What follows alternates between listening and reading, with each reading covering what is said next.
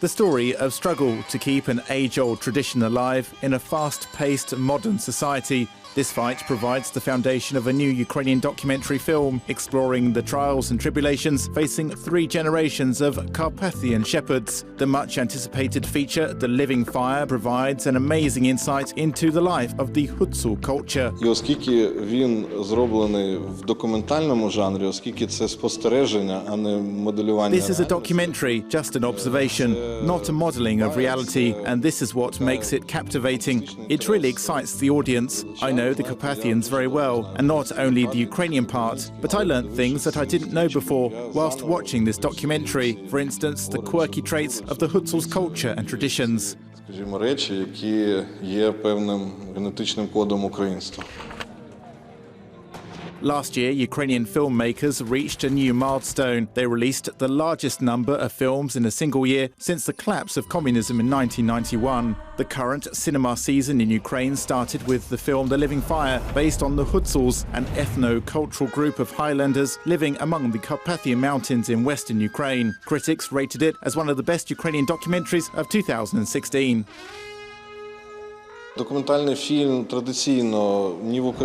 Traditionally, a documentary is not a kind of movie for the mass audience in Ukraine or abroad. Over the past years, one can hardly name even a few documentaries with high takings at the box office. But our film directors and producers would like to shoot movies of different genres, which would be interesting for different target audiences. We want to show the variety of genres Ukrainian film directors can work with. Ukrainian producers are interested in aesthetic and professional cinema. The Living Fire became a kind of artistic result of Ostap Kostiuk's research. His observations paved the way for a touching documentary about the life of Carpathian Shepherds and the region's traditional sheep breeding in the context of modern realities. The heroes of the documentary, 3 men from 3 different regions of sheep breeders. The oldest, 82-year-old Ivan, faces retirement soon after his wife passes away. The second hero is 39-year-old Vasil, who continues the family business. He is in charge of the household and continues breeding sheep. His 10-year-old son, Ivanko, helps him. The boy likes to spend his summer holidays far from home in the vast Carpathian Valley.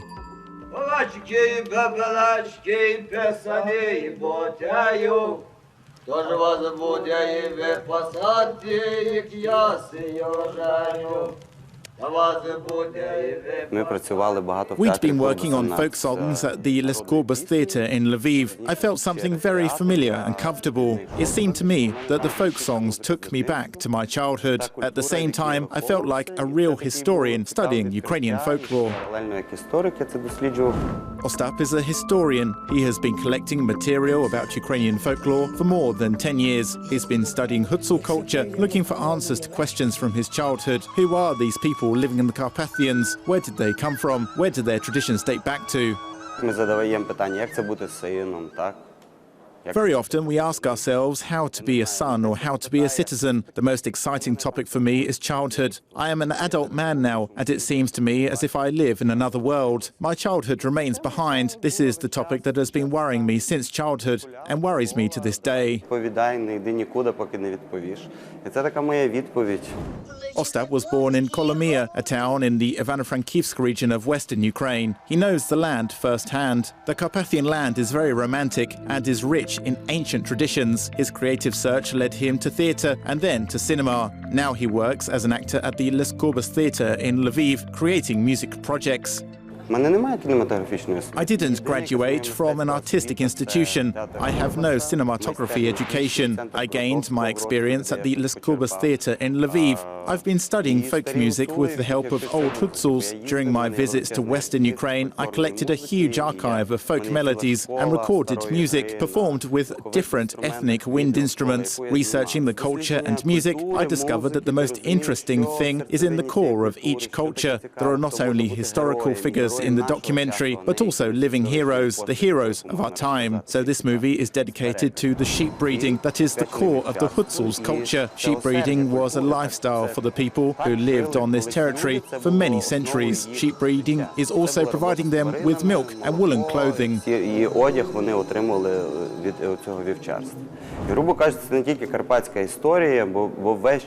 We think there is something unique about the Carpathian culture of sheep breeding, but it's not like that. Lots of European countries became prosperous due to the development of sheep breeding and wool production. The British Empire was among the wealthiest of such due to wool production. It seems to us that one sheep goes for nothing, but sheep breeding is a whole separate culture.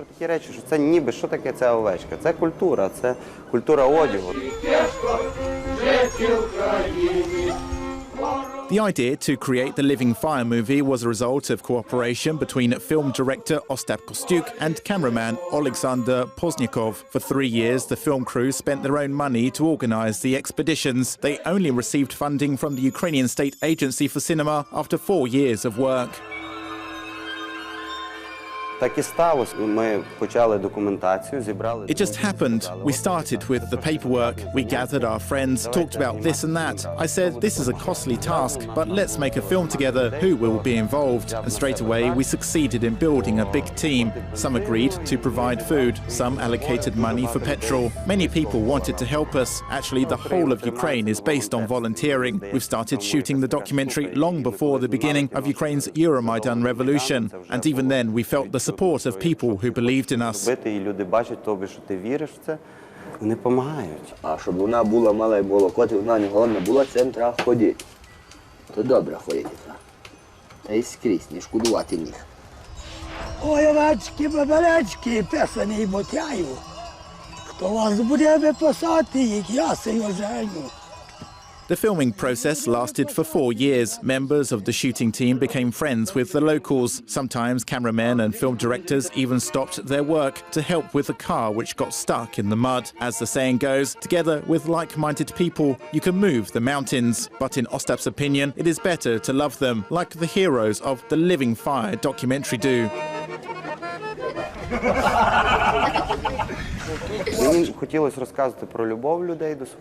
I wanted to explain about the people's love for their work. I wanted to show an average working person and his unique worldview. Who are the sheep breeders and how does their profession influence them? If a man spends a lot of time alone in the mountains and tends to sheep, he'll become more disciplined.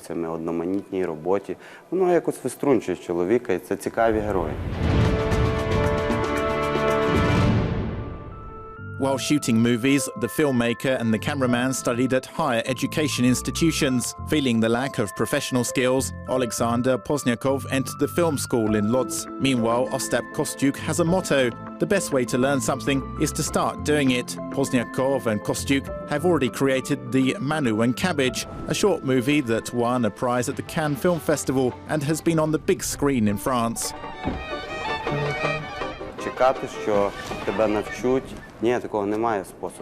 I never wait for someone to teach me. If I am fond of something, I simply do it without anyone's help. Despite the fact I make mistakes and learning takes me a lot of time and money, but I have a clear goal and the willpower because nobody told me to do it. It's the freedom of creative activity. Nobody asked me to do it. However, I am doing it.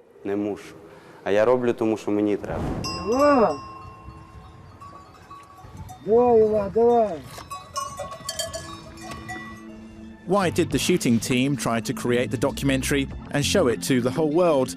The film director says the region is undergoing considerable changes, so I decided to bring people's attention to this problem.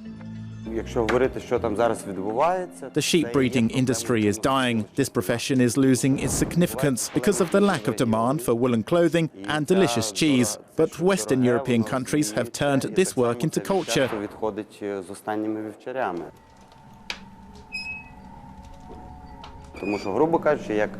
Here, there's no marketing. No one sells expensive or tasty cheese the same way as they do abroad. Basically, the West has turned the cheese production into an art. And it has truly become an art for connoisseurs and for those who admire organic products.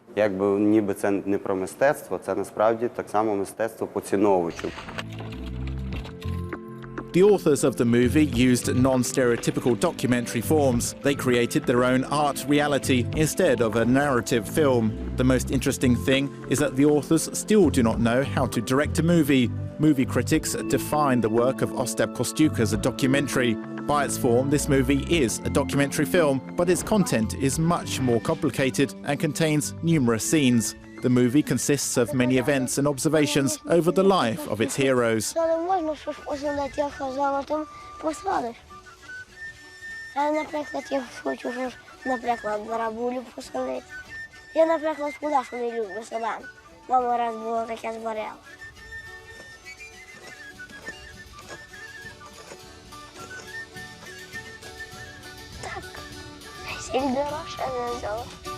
І це була невеличка суперечка з операторами, тому що вони розуміли, це займе безкінечний час. This is an observation film. We spent 4 years collecting useful material. We have decided to make it a documentary. We wanted to show the uncertainty in life. If you are alone in the mountains, you are overwhelmed with different emotions. In this documentary, we try to convey the emotions of our heroes and tell their life stories. These are the stories of 3 people who live in the mountains. Unfortunately, one of them died, and his story will never be repeated. They are nice people. They are our contemporaries. They are average people, but they have their own philosophical thinking and humor. Одного з них вже нема. І вже щось не повториться. Це прекрасні люди, вони наші сучасники, вони прості люди, але вони не без філософії, вони не без гумору, і вони не без якоїсь карпатської сили. Але головне, що так, що не було якогось падіжу, що якогось убятку з худоби не було, що худоба вийшла. А що якось буде, то все не буде говорити. Боже здоров'ячко! When the work on the film was finished, we found out one of the heroes, Vasil, was seriously ill. The whole film crew tried to help him, but unfortunately they failed to save his life. But his life story is captured in the documentary. Одним словом, документальне кіно – це важка ще справа, тому що Documentaries are a difficult film genre as it consists of real stories, not fictitious ones. The death of someone is a heavy loss, but we showed this documentary in his village. His family thanked me. I captured him in this film. Their words cheered me up. It means that our film made a sense. Підійшла і подякувала за те, що ми його живим залишили. І хоч це трошки мене якось так підтримало, що це теж мало сенс. The main issue brought up in the documentary is there a future for the youngest hero of the movie? Ivanko Mikhailuk is a nice and savvy boy who attends a boarding school. He has the same hobby as his contemporaries, but he dreams about the time when he will go into the mountains for 4 months, together with adults, to herd sheep.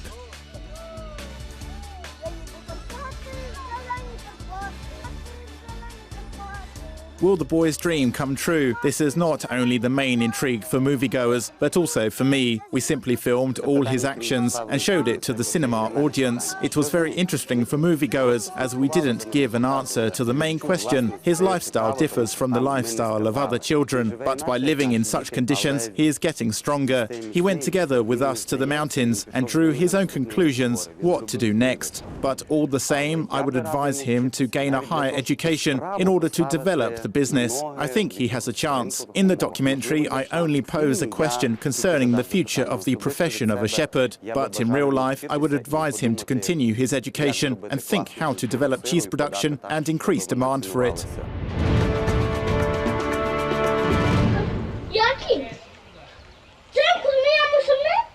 The head of Ukraine's state cinema agency, Filip Ilenko, says that the essence of Hutsul culture was first discovered in a fiction film. Having shot Shadows of Forgotten Ancestors, director Serhiy Parajanov opened the Carpathians to the whole world, and nobody had ever reached that level. For me, the Living Fire documentary is a serious opening for Ukrainian cinematography. This is a new documentary genre that can compete with the outstanding achievements of Ukrainian and world cinematography.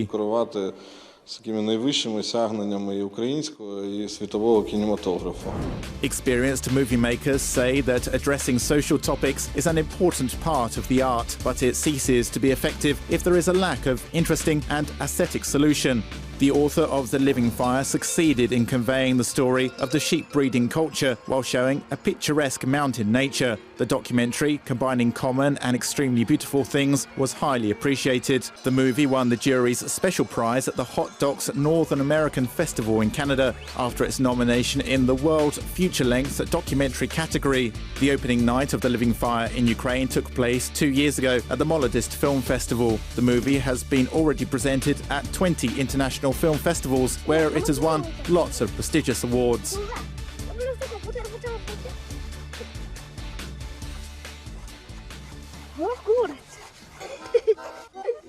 Ми пізніше Чикаго, Рейк'явік, Цюріх, Карлові Вари, Мінськ, Одеса. We have already presented our film in Chicago, Reykjavik in Iceland, Zurich, Karlovy Vary, Minsk and Odessa. We showed it in Olympia, Greece, and won an award for the best documentary. Later, the magazine of the US Filmmakers Union awarded our cameraman a prize for their camera work. The movie was highly appreciated, and this is a sudden success for me, as this is not only my work, but also our joint project. This is also a merit for our heroes. For me, I received answers from this film. It is the most important thing, but when you present it to other people, you are worrying about how they will perceive and understand the movie. After such a success, I have a wish to continue developing further. Це до людей, ти переживаєш, що це, як вони сприймуть, чи вони зрозуміють цей твій досвід, вкладений в образи. І, звичайно, що є якісь бажання робити і рухатись далі. The creative team of like-minded people succeeded to produce the sincere movie. According to the author, it was the very least they could do for the inhabitants of the mountainous Carpathian region in order for them to feel needed. Now the movie is on general all-Ukraine release, although lately documentaries are rarely presented in Ukrainian cinemas. One night, The Living Fire was shown on this big screen in Kiev. The auditorium was packed. The filmmaker and his team are very hesitant, as the opinion of Ukrainian audiences and their colleagues are of great importance to them. The film was named as one of the best Ukrainian documentaries over the past several decades, a fitting tribute to the sheep herders who thanklessly dedicate their lives to the mountains and their culture.